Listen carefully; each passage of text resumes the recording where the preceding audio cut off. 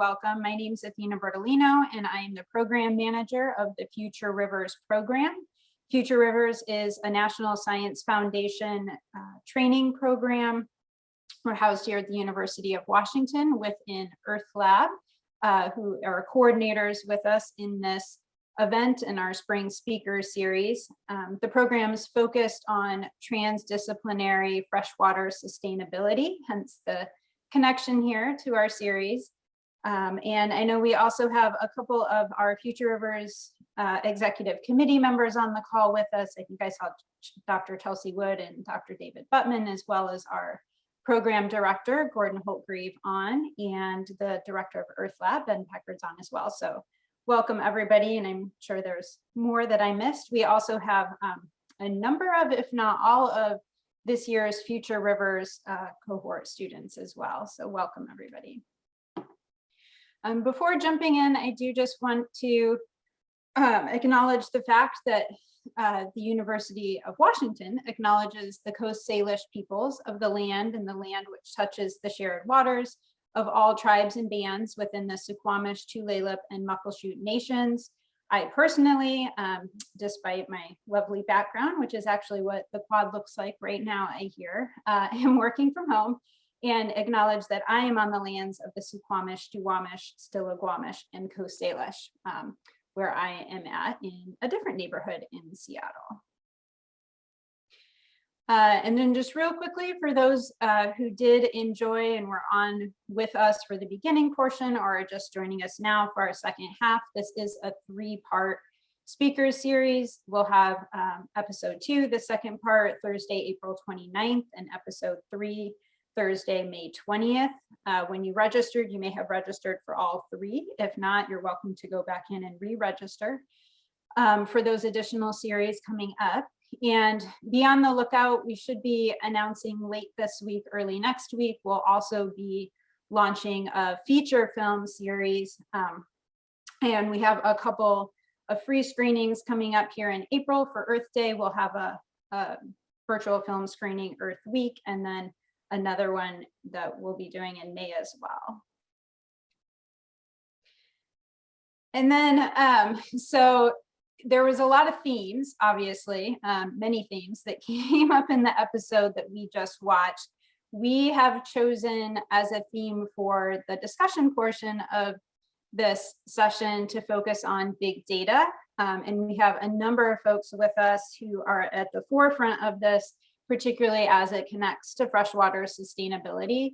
I am going to let our panelists do much better self-introductions, but I do just want to do a quick welcome here of who we have with us today before turning it over to our moderator, Dr. Josh Lawler. So we have, I am very excited and honored to have with us Magda Balazinska, who is the director and professor of the Paul G. Allen School of Computer Science and Engineering.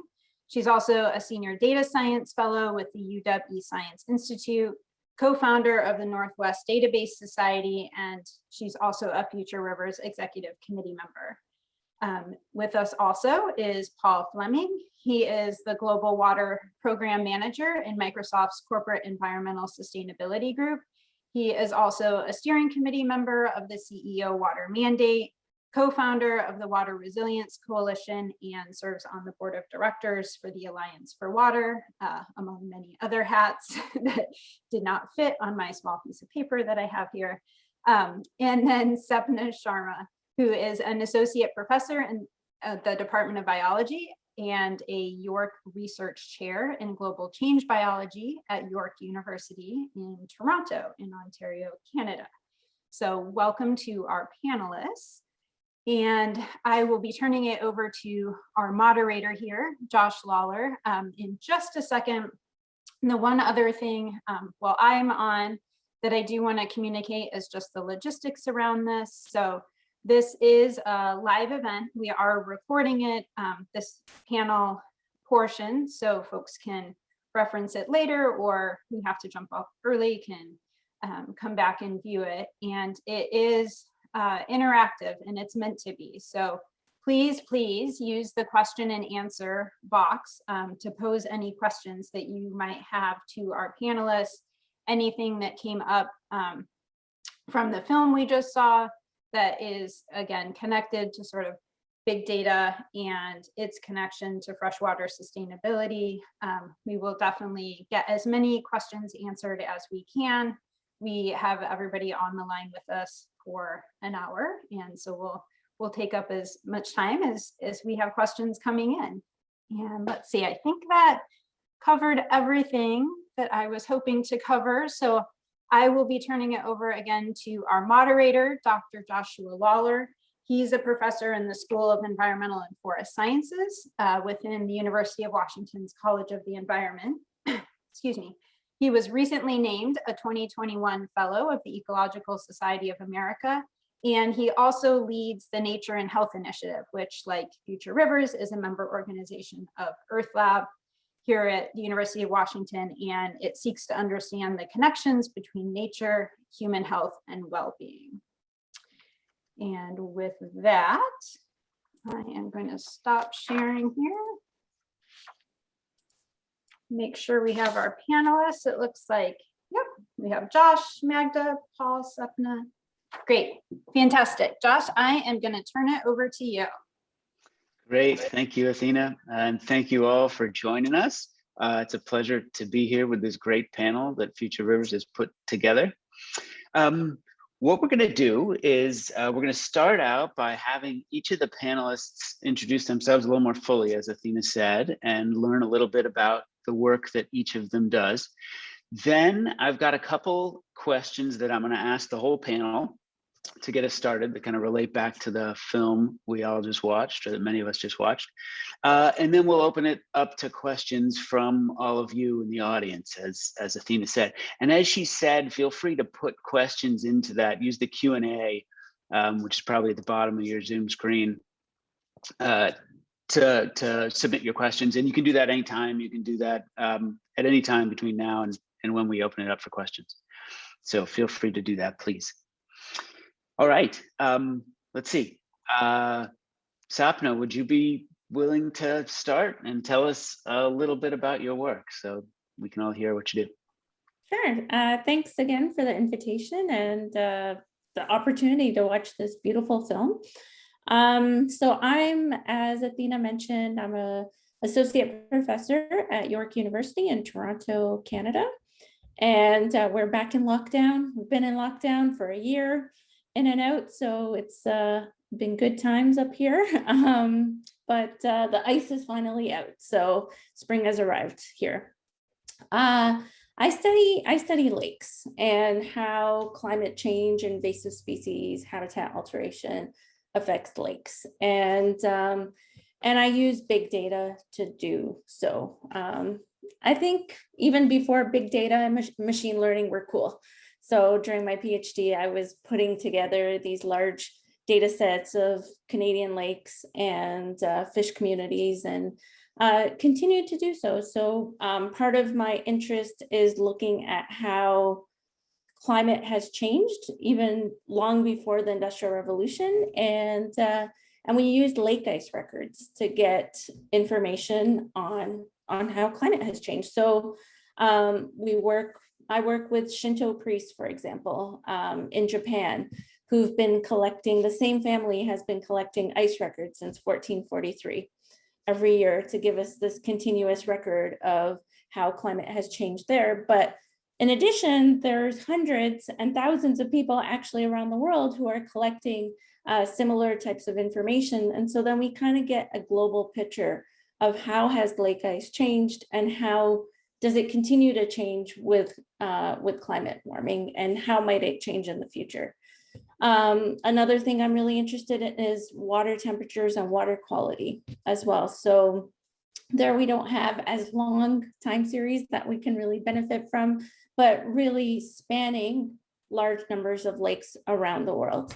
And so that gives us an idea of how water quality might be changing because of climate change in the past and moving towards the future. And then finally, I also think a lot about fish population. Well, not so much anymore, but sometimes fish populations and how fishes have changed, fish communities and distributions have changed and may continue to change into the future. So a big data and a lot of machine learning is all involved in those forecasts to understand how climate is affecting our water and things that live within it. Great. Thank you, Sapna. Magda, would you be willing to tell us a little bit about your work? Sure. Thank you. So first of all, thank you so much for having me. And I also greatly enjoyed the movie. So in my case, I'm a computer scientist and my background is really in computer science. I'm a professor in the Allen School and also the current director of the Allen School. Throughout my career, I have really worked on, and my area of expertise is in data management systems, which means looking at the workloads that people have, the kinds of data that they have, and then thinking about what tools do we need to develop to help people manage their data. So I have worked and developed new systems for processing data streams. So here you can think about sensors like we were seeing in those movies. And if you want to process the streams of data coming from sensors, what kind of systems can we have? I have worked on big data systems, so really processing large amounts of data at scale in large scale clusters, doing so in the public clouds and the challenges associated with that. And most recently, I've been really focusing on video data management and also management of data in support of all kinds of machine learning, deep learning tasks on collections of image databases. I think so I'm not an expert in environmental sciences. I really come from the technical field, but I have been involved in the eScience Institute, which is our data science institute, since pretty much its inception in 2008. And I was the director of the eScience Institute before I started as a director of the Allen School. Thank you. Thank you, Magda. And Paul. Sure. Thank you, Josh and Athena, for organizing this. It's nice to be on a panel with folks who probably have a lot more letters after their name than I do. So I'm Paul Fleming. I lead the Global Water Program in Microsoft's Corporate Environmental Sustainability team. And often I'm asked, why does Microsoft have a water person? Well, I'd say there's many reasons, one of which is we embarked upon last year a series of renewed environmental commitments around carbon, waste, water, and ecosystems. And as part of that, adopted a commitment to be water positive by 2030 for our operations. And the way we define that is to focus on water availability and water accessibility in areas where we have operational interests and where water availability is particularly stressed and where lack of access to water or sanitation is acute. And so I'm responsible for implementing that commitment over the next 10 years to be water positive by 2030.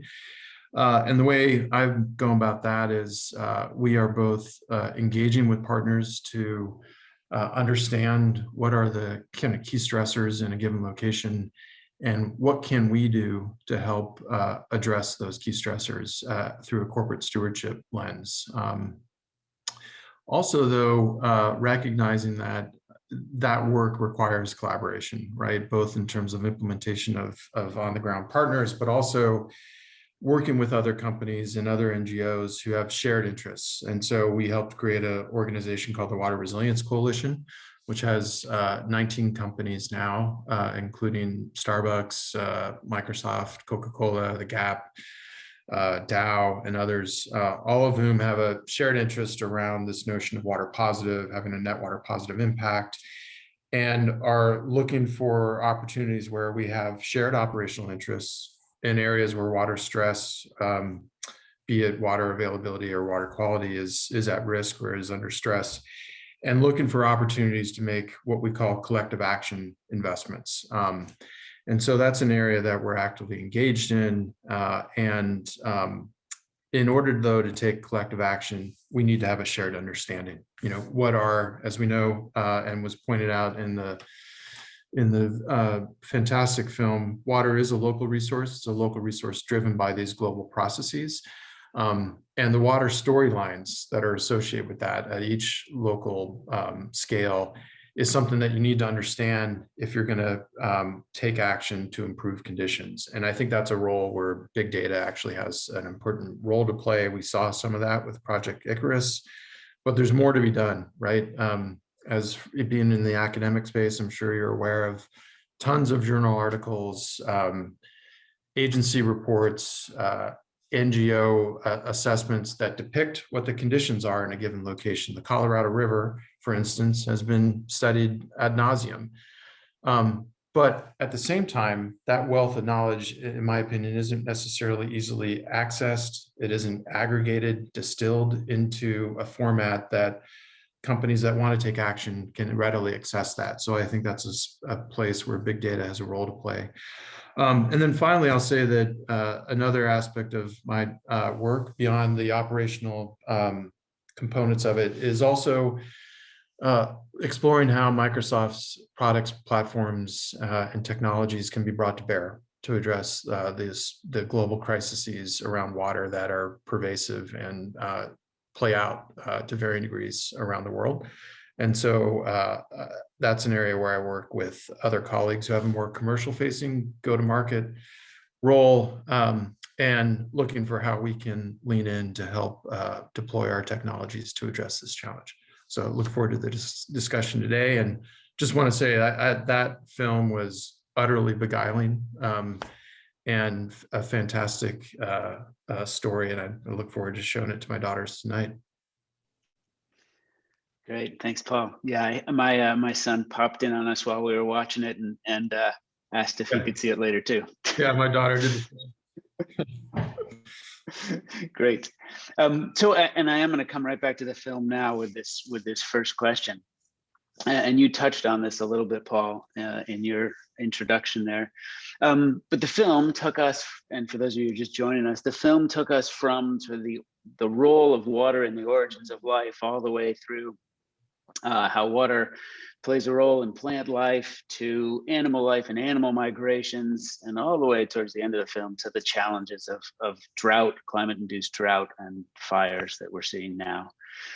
So our first question, and again, you touched on this a little bit, Paul, what's one exciting role that you see for big data in addressing this interplay between water and life on Earth? And that could be sort of forecasting impacts. It could be understanding current systems, any of that. Are you starting with me, or are you going to go with? I'm going to start with whoever's ready to go. I'll defer to Sapna and Magda first, if you all have something you want to go with. Maybe I can start, because I will probably have the least, insightful thing to say, or at least the broadest. I think fundamentally, from kind of a general computer scientist perspective, a key role that big data plays in all the different sciences right now, including what we are discussing here today, is really that it's one new kind of tool for conducting science, right? So we already know that since the beginning of time, right, initially scientists were doing experiments, then experiments were complemented by theory, and then came computation, right, large-scale simulations, and now we have big data as what has been recognized as the fourth paradigm of science. Which means we now have the ability, and we have seen this really in the movie, to really collect tremendous amounts of information, whether it's from sensors or lidars or satellite images, all kinds of ways that we can collect very large volumes of data. And if we have the right tools, and if we can really analyze this data, that can really advance our knowledge and advance science and really accelerate discovery. And I think that's just such a tremendous opportunity that we have this generation. And I think that's, yeah, we really should take that opportunity. I guess I can add to that, and sort of, adding to what Magda said, just creating a data inventory. How much water do we have? I'll use Canada as an example, since I live here. In a decade ago, we would have thought, how many lakes does Canada have? We have between 1 and 3 million. And then, some big data methodologies and, advances in technology. Now the estimate is at 9 million. And we have so much water here. It's kind of like the opposite situation that the film discussed, but we don't even know how much we have. And so big data is really important to get a baseline understanding of what do we stand to lose under climate change, and how much water do we have? And with that comes what is the, that's the quantity issue, but the second issue is the quality. What is that quality of that fresh water for agriculture, for people to drink, for animals and habitat? So I think that's a big role that big data is playing and can continue to play in a much more fundamental way, is to understand our baseline situation before, while we're kind of, in the process of a lot of global environmental change. But before we may lose more, what do we have? Yeah, I would add, I guess, two things. One is, I think, as was noted in the film, water is a connector, right? And I've often say water is a sector, but it's also a connector. And so I think that big data has the opportunity to highlight that role of water, right? The connections of water, the physical hydrologic connections, the systemic aspects of it. And I think Project Icarus was an example, or is an example of some of that. In addition, I think a lot needs to be done around the human system aspect of water, right? And the built systems that we have, and the interface between those natural systems and the human system that moderates and disperses water, right, for municipalities, et cetera. And I think that's an area that a lot of work does need to be done, so that we can better understand in a local scale what's sort of the table that is being set through these processes that are dynamic and, of course, likely to be changed by climate change, and how is the human systems interacting with those natural systems. And again, as I noted earlier, moving towards creating greater clarity and ease of understanding what the local storylines are around water, I think, is a real critical need in order to facilitate the collective action that I talked about. And I think big data has a role to play there as well. Great. Thank you all. Second question I have for you is related. And that's, as we look to the future, how can we use big data to address these water-related climate impacts that we're likely to see, drought, fire, and how can we use it to do that in an equitable and just way? This gets at that interplay between the human and the natural systems, right, that you were just talking about. I'm going to take a different angle to that question. And particularly when you talk about the equitable and just way and big data, without data being open access, I know that the US is a leader in open access, but many countries are not. And we find ourselves in a situation where we can't access, government collected data, or just, data collected by industry, government, academic organizations so readily. And so we don't have an equitable and just way of dealing with water and big data, because not everybody can access it. It's if you're in the club, you can get that information. And so I think that, to me, is like the most important thing that we can do through big data, is, especially, with corporations being involved in this, making it available open access, so that, small and remote indigenous communities can access that information, who still have water boiling advisories in North America, that, we can create these diverse teams with different, genders and race and all these. Everybody's at the table who's able to analyze their data and bring creative solutions to the table. So I think that's like the biggest limitation in terms of the equity and justice lens. Great, Sapna. Thanks for calling that out. I think that's a terrific point. It is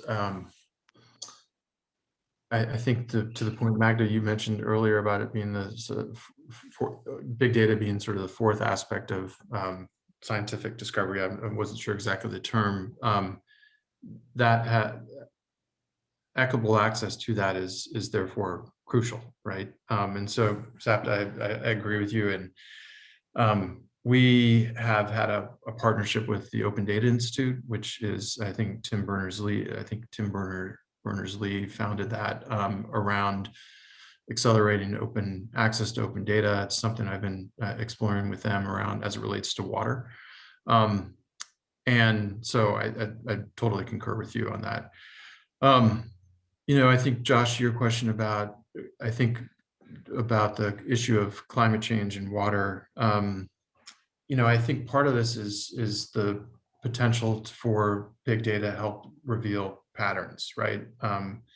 And dependencies and relationships between phenomena and people. And I think that's some of the promise here in terms of helping to shed light on that. And I think comes back to a point you were making, Sapna, is that it's not a panacea. I don't think any of us are even suggesting that. It ultimately is a tool, and tools need to be used appropriately, right? And put to proper use. They can also be put to inappropriate use. And so I think that's an important aspect of big data is the sideboards that we put in place, and ensuring that the intended uses are where we end up, right? And that it's ultimately done in an equitable fashion. I strongly agree with both Sapna and Paul. So thank you for making these really great points. I will just add maybe more generally that if we really focus on equity and justice, like the first question will be are we even collecting the data? So I think Sapna was mentioning we have so many lakes, so many communities. We want to make sure that people have both access to water and quality water. So the first question is, are we measuring it? Are we really going to all the communities and not overlooking some communities when we do this kind of study? And of course, there's the issue of then getting access to the data if that data has been collected. Another issue then becomes, are we able to integrate the different kinds of data sets? And is that integration kind of equitable, or there's some data sets from some communities that are just more difficult to combine or integrate and therefore get discarded or kind of not the focus of the investigation. And finally, do we have on our teams people who also represent these different communities? Because there's nothing like actually having people who are there and actually are part of these communities to really make a difference on the actions that end up being taken, the analysis that ends up happening. So I think those are some of really the key factors to make sure we have this equity and justice around these challenging problems. Great, thanks, Magda. We have a question from the audience that builds on what you were saying, Magda. It builds on your response there. And let's see, that's the data access is only one piece of this. And as you noted, Magda, that being able to interpret that data and having tools is important. And so the question is about what kind of tools might we need and what kind of skills might it take to understand that big data and turn it into, as the question writer asked, big action? I mean, this is a really great question. And the way to think about it is that the data science pipeline that goes from the data to the discovery and the understanding at the end really has many steps, right? So the first place is we, of course, need places where we can store the data, and we need ways to share and access the data. And here, actually, all the public clouds, whether it's Microsoft's Azure Cloud or Amazon's or Google's, have actually been really great, because these are places where we can store large amounts of data, and we can easily give different people access to that data. And the compute is right there to then analyze the data. So that's kind of the first step, is looking into just storage, access, sharing of the data. The second step are tools around really the processing, and whether it's kind of the basic processing around cleaning the data, combining the data, reorganizing the data. There's actually a lot of work that goes into this, to all the fancy tools, which is doing all the machine learning, the deep learning, and all these exciting things on the data, all the way to visualizing and being able to tell the story and communicating that story. So there's definitely a lot of tools that exist along all of these steps. A lot of these tools are available in the public clouds, and for anyone who's interested and maybe getting started in this area, I really recommend getting in touch with our eScience Institute right here at the UW. They provide great office hours, tutorials, workshops, and can really kind of help people no matter where they are in that process. And I know that many people on this call, actually coming from the Future Weavers program, are like super qualified and know all of this already. But for those who maybe are more junior and starting, that's one of the starting points. Oh, and actually the other thing, let me just add quickly, for all the students on the call, we have these data science specializations that you can really look into for your programs, right? So you can get a data science option at the graduate level, in some programs on the graduate level, that kind of guides you through also taking classes that teach about some of these skills.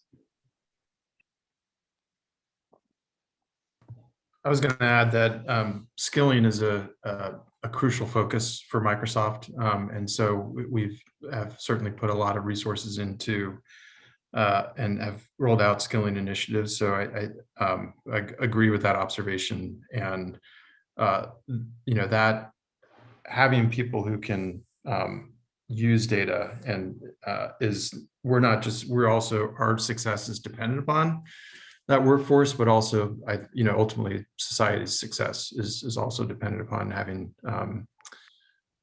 people who can use data intelligently to inform decision making, right, and really put it to use.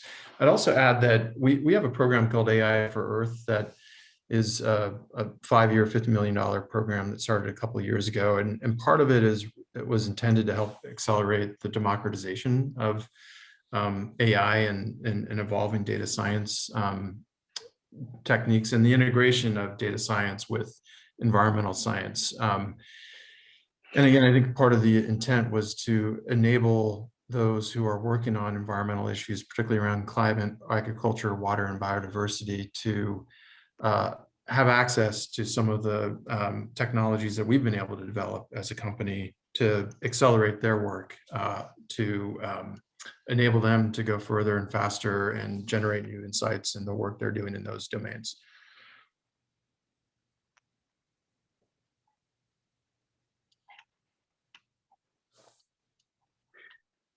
Sapna, do you want to add anything to that one? Any particular skills that you want your graduate students to have as they're working with big data or interpreting big data? Yeah, it's funny. I think I have the opposite problem, where everybody's really into big data and programming, and they can get super far with the programming end, but sometimes you forget the question or why you're doing it, and the importance of still checking things manually to know, what doesn't make sense. Computers can't do everything, and you still, at the end of the day, as an ecologist, you still need to know why you're doing this and to identify red flags and why that they might happen. So I feel like, yeah, we've been working so hard on the big data end of things and the programming that you still have to remind students, but don't forget what your question is, and don't forget why you're doing this. And, you still are in control of what's going on, what this data might tell you. I think that's such a good point. And I would like to add that also don't trust what the computer just spits out, right?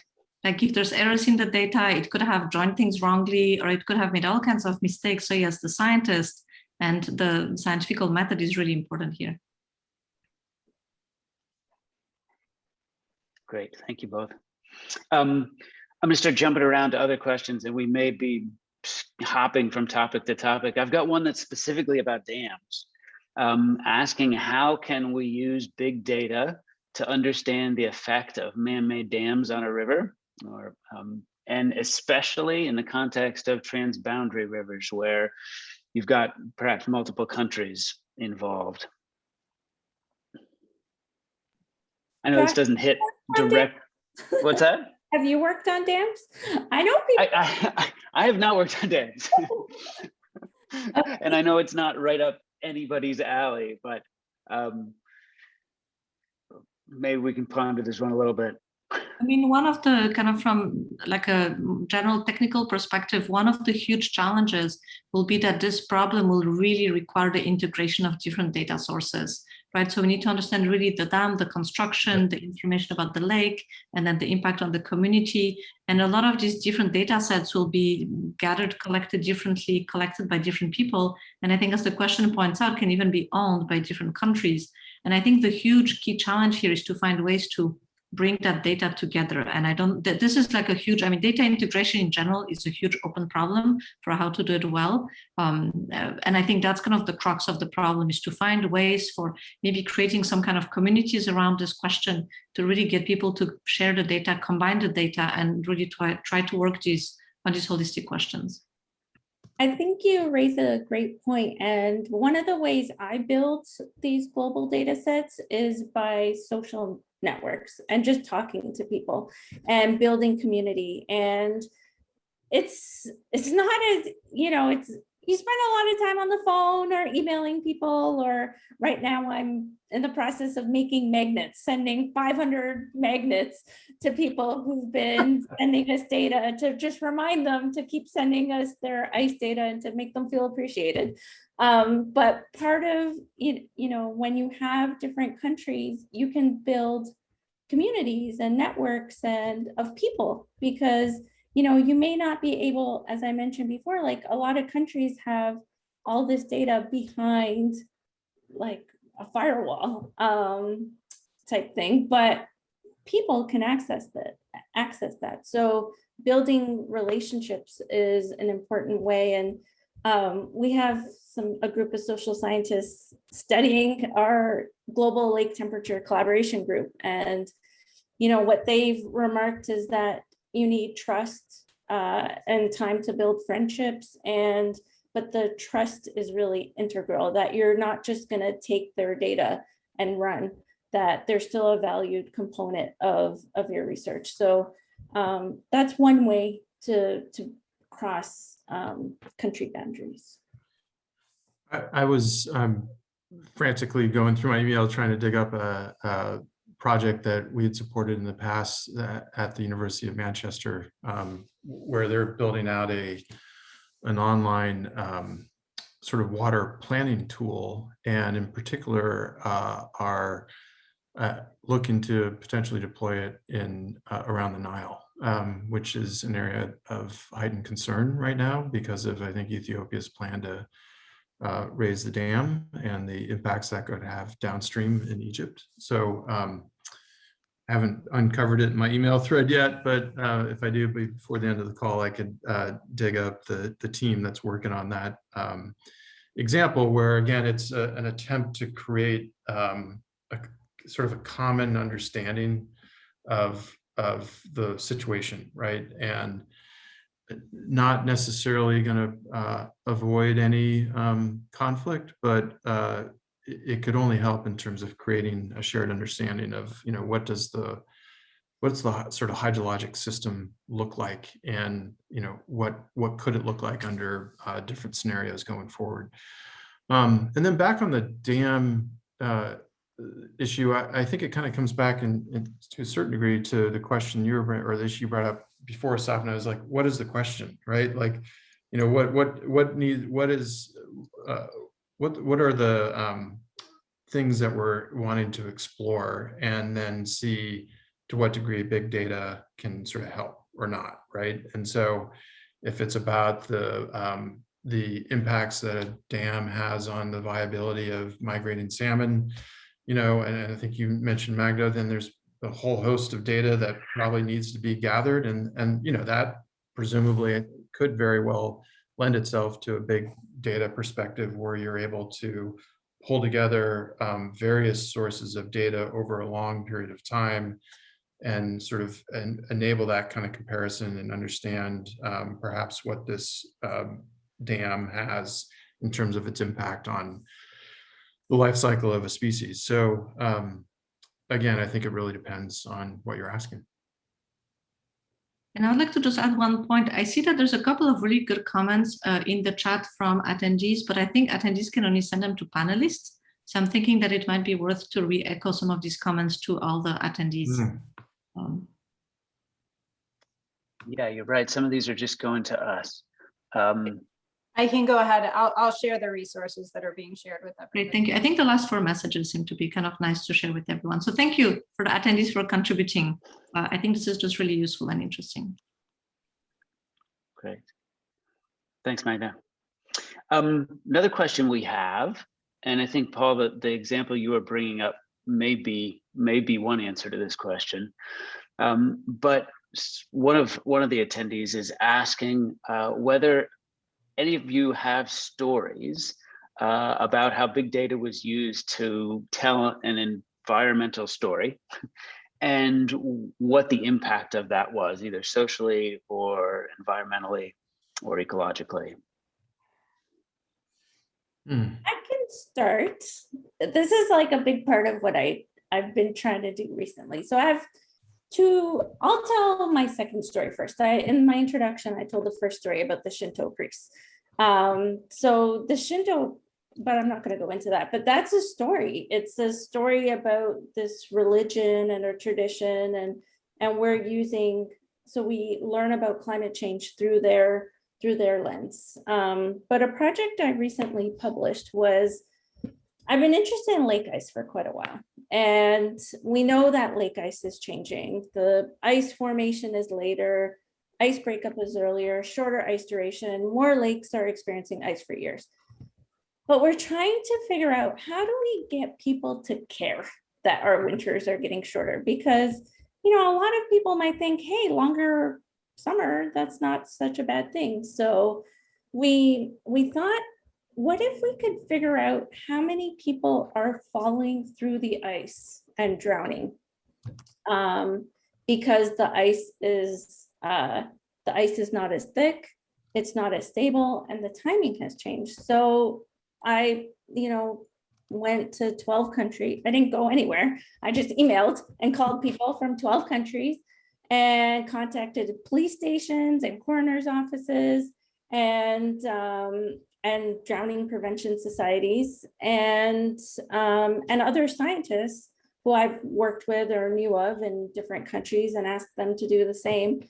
And we were able to document how many people have fallen through the ice over the last 10 to 30 years, and shown that actually more people are drowning because the ice is thinner. And the 50% of the drowners are actually kids under 9. And so that generated a lot of attention from the media because it was a story. So it was rooted in big data, but it was really, the story was that our kids are not safe playing out on like lake ice or river ice and creeks because the ice is not as thick as it was before. So that's one way for storytelling, using storytelling to get the message across. So that's one of my examples.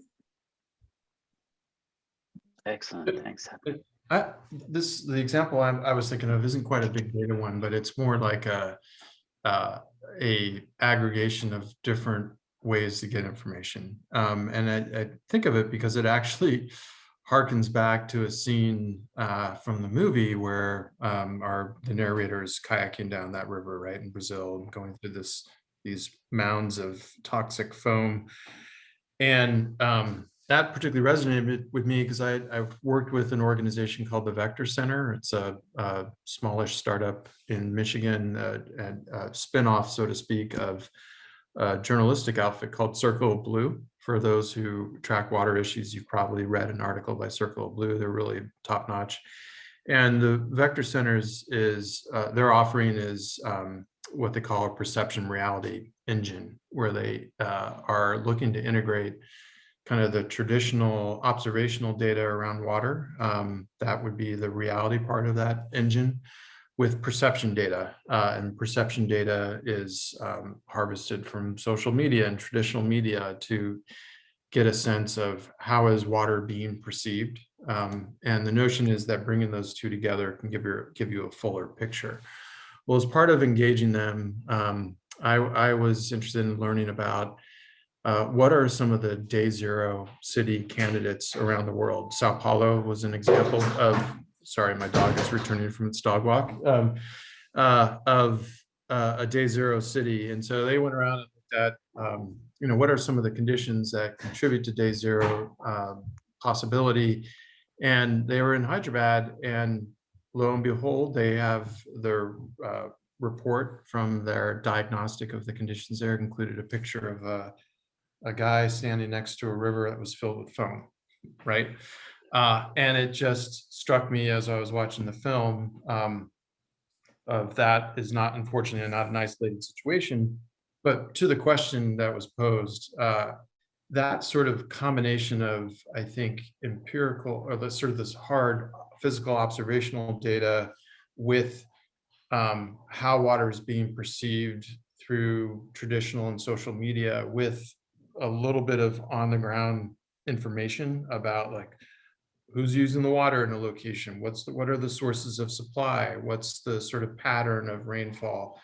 That all helps to begin to create a fuller picture of what's happening in a given location. Great, thanks, Paul. There's a question about diplomacy, and I think it's based on the fact that we know there are going to be conflicts related to water, and water may be something that nation states fight over, or at least need to come to agreement on. And the question is, what might the role of big data be in those negotiations and in that diplomacy? And they also ask, is there a role for private businesses in that, or the private sector in that negotiation? It's a big question. That's a really big question. I don't have a really good answer, but I have a personal answer, which is maybe not so helpful. But, we live in a country with 9 million people, with 9 million lakes and 35 million people. And to the south of us is a global superpower who is water stressed and may become very water stressed. So I'm not gonna lie, we're scared up here about what might happen when the US decides they're out of water and they need water. And so personally, my family and I were figuring out, where do we buy land to get away from the American border so that we have a safe place to be and access to water? And I think a lot of people are thinking about this. So it's that's not a big data issue, but it is a diplomacy issue. And countries that have water or are in situations where they're close to superpowers have to figure out what they're going to do. So yeah, it's kind of scary up here. Aaron Wolf at Oregon State University has done a lot of work, as I understand it, around water as a factor in conflict, as well as a factor in diplomacy. So that would be probably a good person to look into and some of his scholarship around this issue. In terms of data, I would say that in order for that, and this is not a place where I work, obviously, but in order, I think, for data to be, to help drive and support diplomacy, it needs to be trusted, right? And by all parties, right? In order for it to be informed decision-making and be the basis or part of the basis for decisions, all parties need to agree and have trust in that data. And so I think that comes back to a certain degree to the discussion we had earlier around open data and access to data to help build that trust. And actually, I wanted to add, and I was just quickly looking up, that the Jackson School is offering some courses in that space. I pasted a link to one that was this fall entitled Data Science and Diplomacy. and particularly looking at problems around river, like the Nile Basin case study, etc. And they probably have other ones. They seem to have other courses as well, but that might be also kind of one interesting source of information for this. And keep me posted what you find out. I think we'd be interested in knowing up here what the situation is in the scholarship around diplomacy. I'm going to jump in here just for a second. I did put in the chat that the third part of this series is going to focus more specifically on this issue directly, and we actually have one of the Jackson School professors that is moderating that, so we're making connections. Great, thanks, Athena. Got another question. This one largely for Paul, but everybody should feel free to jump in. We've been talking about some of the issues, the urgency of water, and some of the conflicts and the problems that we see in the future. And the movie touched on drought and fire. The question is the business sector aware of this? What do they see the major risks as? Are they tracking it? And where are they getting their information about the issues? Yeah, so particularly around water, right before this panel, I was on a panel with, I think it was GreenBiz around water risk and how well water risks are understood, factored into, accounted for within the private sector and amongst the investor community. And I'd say that, so I think there's, water doesn't have the same kind of quite the same cachet as climate does and carbon risks from my perspective, and I think that most would agree with that, and it's something we want to try and change. I'd say that I mentioned this Water Resilience Coalition earlier, which is an initiative of the CO Water Mandate, and the companies that are involved in both of those have clearly recognized that water is something they have to pay attention to. I think the levers to get companies to engage and pay attention to water vary in terms of their effectiveness. I've talked to some companies for whom regulatory issues and getting ahead of regulatory issues is a motivator for engaging around water issues. I think for others, the more consumer-facing companies, the not being in a position where their operations are viewed as having or their products as having a negative impact on a local water resource is a motivator, right? As well as the risk, how central water is to their production or supply chain. They'll recognize that they need to understand those risks so that they can continue to function, right? And then I think for others, the message that investors are sending around water risks is an important lever for change. So, I'd say again, the companies that we work with through the Water Resilience Coalition and through some of those in the CO Water Mandate, those are all companies that have said, water is a big deal for us. So, but there's a big cohort of companies for whom I think they're on an evolution, right? And I think those different levers, depending upon which sectors they're in, can motivate them to take more action. And then finally, I would also add that it does come down to a certain degree of a spatial aspect, right? Where do you have a facility? Where is your supply chain? That's also going to drive how much attention and how engaged you are on the water issues. Great, thanks, Paul. Another question. This may be the last question we have time for, but given the sense of urgency that there is around a lot of the science and application of the science, how does one build the relationships and build the trust that's needed in a timely way, given this, given the urgency?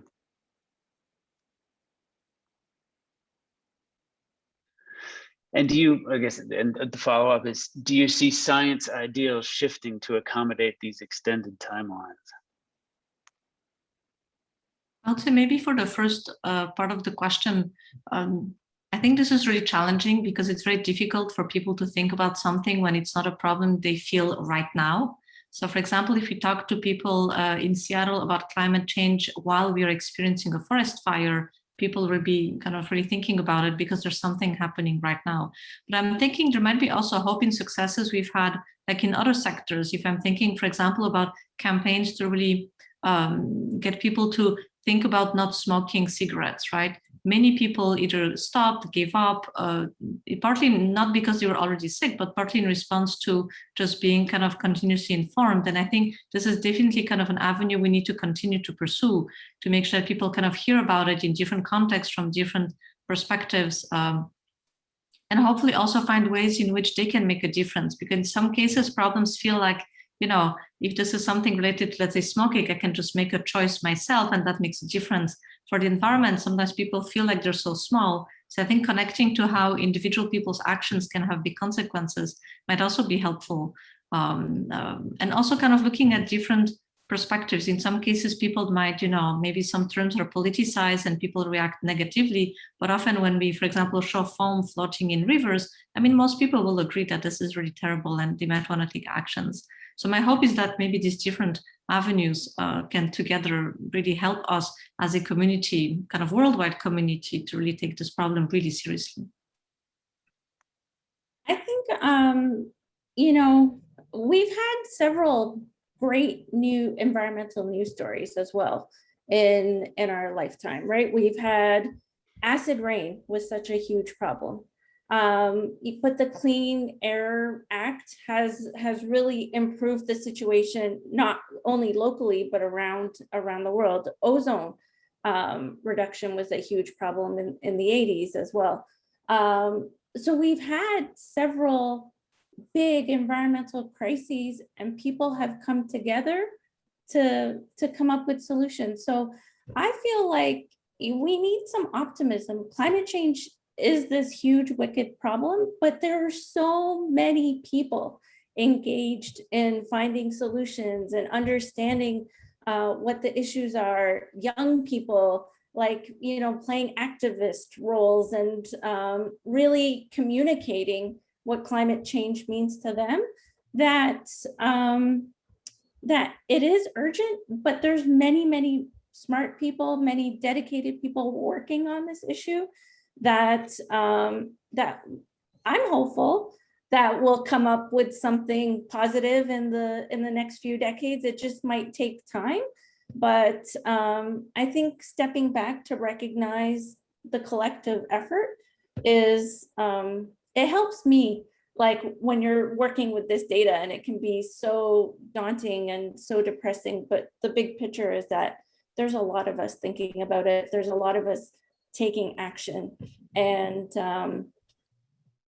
maybe we'll find a solution in the coming decades. Thank you, Sapna. I'll just add really quickly. I think that along those lines, you know, not to display the downplay the challenges before us, right, and the how intense and steep the hill is. But there is also an aspect of, you know, what are we're working to try and avoid catastrophic changes, right? We're also working to create value and abundance, you know, and so I think it's important to also think about that second half, right? That what we're working towards, what we're wanting to achieve is not just the avoidance of something, it's the creation of something as well, right? And maybe that's medicine, you know, medicine I need to take to remember and remain optimistic is thinking about that second half of of what we're working on here. Yeah, and I think that's a great note to end on. That these are huge challenges, but there are opportunities too, and we should be thinking not only of the risks and the challenges, but also of the opportunities for collaboration and for success. Great. I think, judging by the slide that's up, I think Athena's moving us to wrap up, and I want to thank the three of you. Thank you, Magda and Paul and Sapna, and I want to thank everybody for joining us. And Athena, do you have some final words? Yeah, I do. And I will just note there is a couple of questions that we weren't able to get to live. So as I wrap up, if any of the panelists have any quick answers, they just want to jot in the Q&A directly to folks, that would be great. And thank you everyone for all your questions. And I echo what Josh said. Thank you. Paul, it's always great to see you. Paul and I worked together way back when we weren't just on screens. And Dr. Sharma, Dr. Balazinska, and Dr. Lawler, thank you too. And I also want to do a big thank you to Jessica and Constance, who were part of hidden there on the panelists, that Team Earth Lab doing a lot of the background work, making sure all this ran smoothly. So thank you to everybody. And I agree, my daughter also came to watch the film yesterday in the middle of lunch while I was doing a test run. So it seems to have broad applicability. So please share. And I think we put in one of the confirmation emails that went out does have the way to view the film. It's a part of a PBS series. So if you have access to PBS, you should be able to watch it.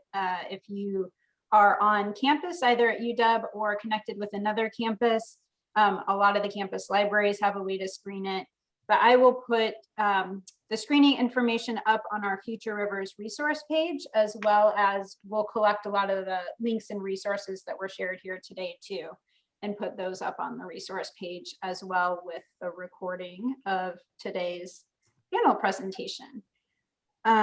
So I think that was all the logistics and thank yous. Thank you so much for having us. Yeah, thank you guys so much. And anybody on the call, feel free to reach out to me, to Future Rivers, to Earth Lab at any time with any follow-up questions you have. And I will just mention again that we will be launching another film screening of more feature-length film, but subsidizing it so it can be done virtually here for Earth Week. And the first two we have coming up make the connection between water and food, which was one of the other themes that came up today in the film. So be on the lookout for that. And again, thank you, everybody. Thank you. Thank you.